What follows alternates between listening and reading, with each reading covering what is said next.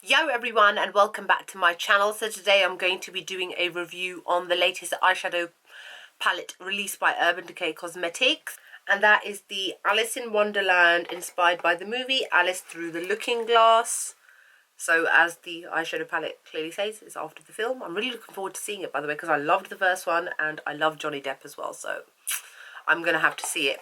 So this is what the box looks like. It's got really gorgeous hypnotizing type of packaging. Kind of reminds me of a kaleidoscope, then with some butterflies on top, and then on the back it has a list of all the eyeshadows, and then it says, "We can definitely relate to the Cheshire Cat's proclamation, we're all mad here." So when Disney asked us to jump up and down the rabbit hole with them again and collaborate on the Alice sequel, of course we said yes. It says, loaded with 20 all new shades, this limited edition palette is a trippy tribute to our favourite characters from the film, Alice, Mad Hatter, Marana, Elizabeth and Time. I'm so bad I can't even remember everybody's names. Match up the columns to steal their looks or mix these shades to create countless others. So these are all Alice shades: Mad Hatter, Marana, however you want to say it, Elizabeth and Time.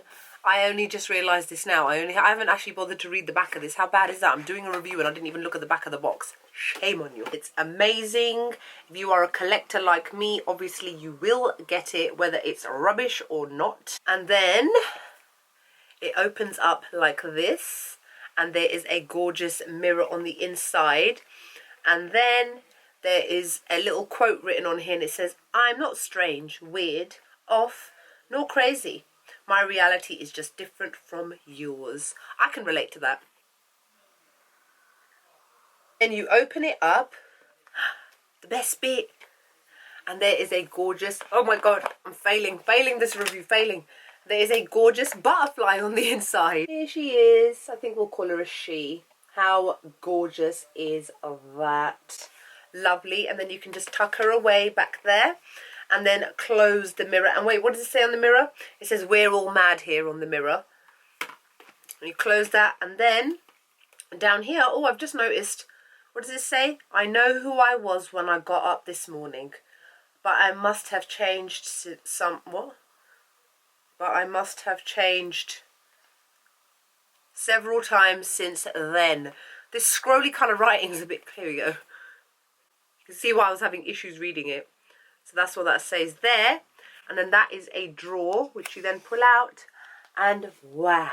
Oops. Okay, we'll just take the whole thing out. Here is the eyeshadow palette itself. I really love the design. Eyeshadows aside, I love the design, the whole checkerboard effect. It makes it look really 3D. And then you get a cool brush with it as well. And then the back of it is like this. And then you can obviously just slot it back in, which I will take out again for the purposes, obviously, of this review. So let's be honest, the packaging itself gets 10 out of 10. A lot of the cost of this will be because of the packaging, because it's like 40 odd quid. I got mine from Selfridges. It is a lot of money. It is the Alice in Wonderland palette. It is one of the Alice in Wonderland palettes because they've done this before. I have all the other palettes, and to be honest, getting straight to the point, those ones are so much better than this one. This one, packaging aside, to me is quite a big disappointment, and I know I'm not the only one who thinks this. I showed this on Snapchat. A bunch of you guys got back to me saying it got bad reviews, and I was like, yeah, well, I'm a packaging whore. Come on, I'm going to get it because of the packaging. So, like I said, here are all the shades. Now, let's be honest, these aren't the most wearable shades. These also aren't the most kind of shades that you would wear together. They're very difficult to try and kind of create looks that match each other, because it's very difficult. Like, for example, that green. I mean, you're limited with the amount of things or the amount of looks that you can come up with it, because it's a very odd mix. It's a mix of warms and cools, but more cool tones, I'd say. And I think cool tones are something that most people tend to stay away from. Most people, generally speaking, tend to go for warm tones. Now, there is a mix here of some shimmers, some satins, some mattes, and yeah, so here it is. Oh, so obviously, as the back of that box said, they're apparently split into 5 different sections to represent 5 different groups of people in the film, even though you're just going to kind of mix and match them as you want, because I personally don't feel that a lot of them work together in that respect. in my opinion. Anyway, so what I'm going to do is I'm going to swatch them all for you and give you my thoughts on them. I have worn some of them, I haven't worn all of them, because as I said in my previous video, I had surgery on my face here to have that cyst, that big lump on my face, finally removed. I've got stitches on my face that are still healing, so I took a good week off wearing makeup. So when I did get this in the post, I didn't get to wear it straight away. I am actually wearing it on my eyes today, but I'm just wearing it as eyeshadow. I'm wearing a NYX, one of the new NYX Vivid eyeliners on top of my liquid eyeliner, but the actual eyeshadows are from this palette. So I'm going to go through them. I guess what I'll do is I'll go through them like the box shows. I'll go downwards and I'll show you some swatches and give you my thoughts. This first one here is called Looking Glass. This is a pale, creamy, matte, kind of pastel-y pink. Not pastel, cream pink, I'd say, more of a cream pink. This one is actually a very good shade to use on the brow bone. It's got great pigmentation and it blends really nicely. This shade here is called Reflection. This one is another matte shade. It's almost like a creamy orange soda. And this one was quite easy to blend. I used this in my crease, but it does tend to blend away. So I had to go over it 3, 4, 5 times to get the colour to show up, because anytime any other shade touched it, it started to blend away and disappear. This shade here is called Dormouse. This is a lovely warm toned caramel shade with flecks of gold glitter in it, but the glitter does not translate onto the lid.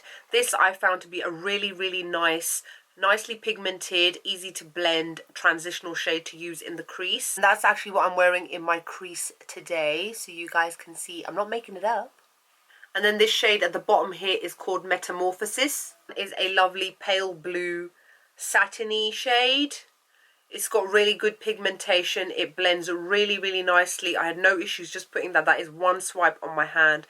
So this shade will work really, really well. The only problem with the shade is that most people don't tend to go for these kind of blue shades, unfortunately. This one here is called Hatter, after Mad Hatter. This is a really gorgeous satin bright green shade. A bright forest green shade.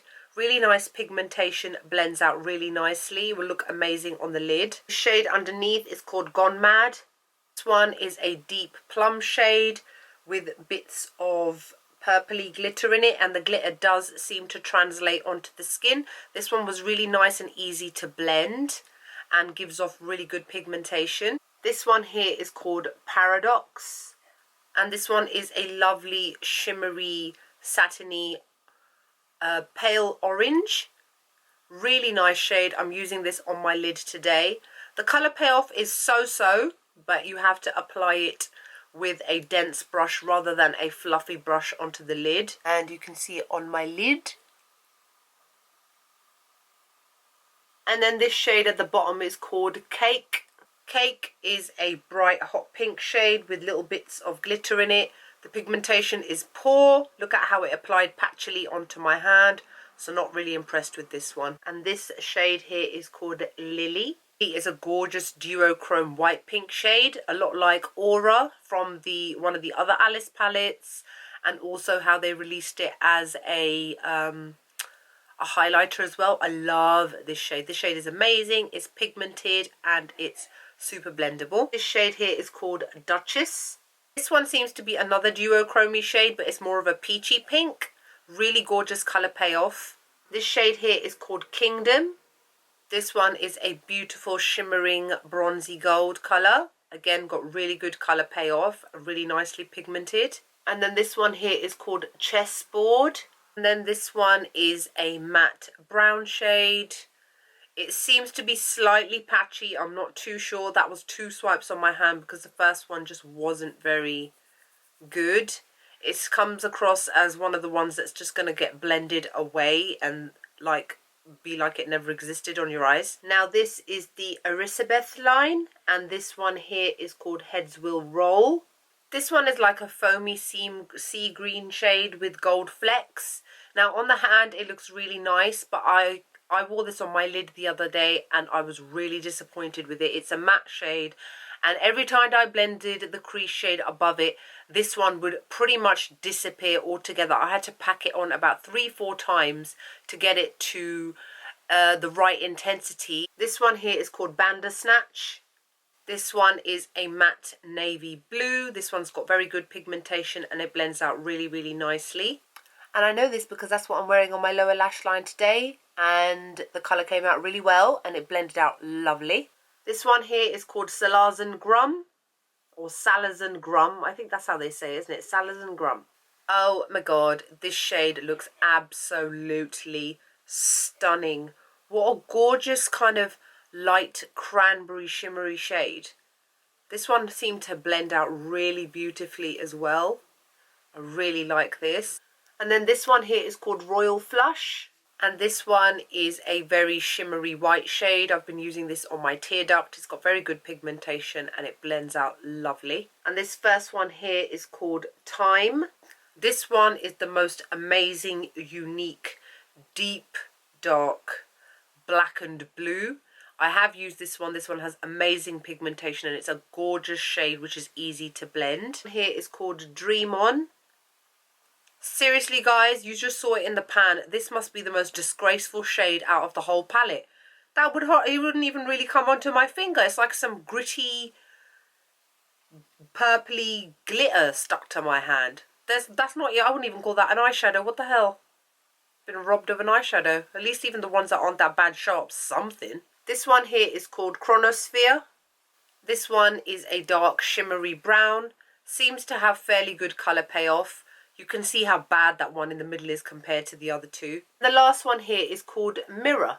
And Mirror is a very taupey grey matte shade with fairly good colour payoff. Fairly good. So that's it for the swatches. As you can see, there are, to be fair, more hits than there are misses. But the misses are pretty big misses, especially considering how much you're paying for an eyeshadow palette. I mean, that Dream On one, that's look, can you even see it from here? It's terrible. What kind of nonsense is that?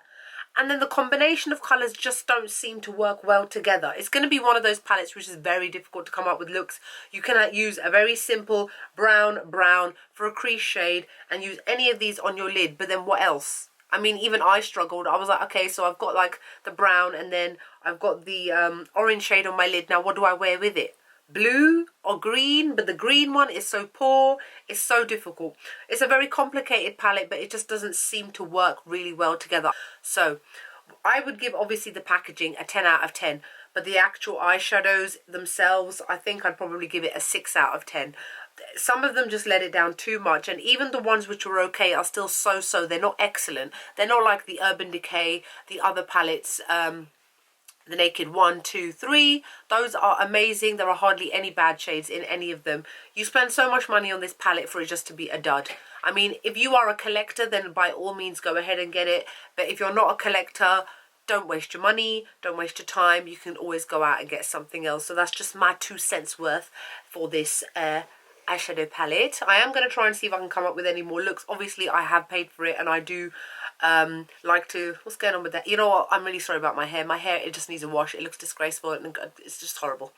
And I need to stop touching it. So yeah, there's not really much else I can say other than I hope you guys enjoyed this review. Like, comment, subscribe. Let me know if you've got any comments or questions in the box below. I hope you guys are great. On my lips, I'm wearing Max Painted Sunset from the Vibe Tribe collection. And that's it really. I'll see you all in the next video.